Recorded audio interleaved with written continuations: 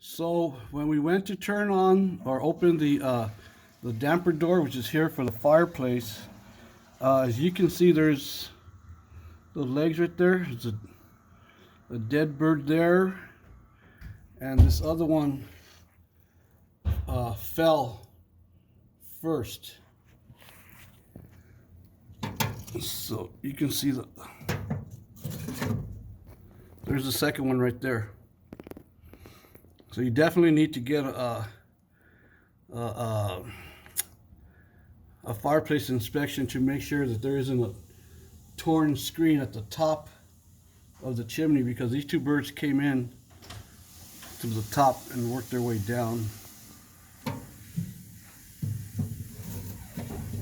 You see the other one there, and then this one here.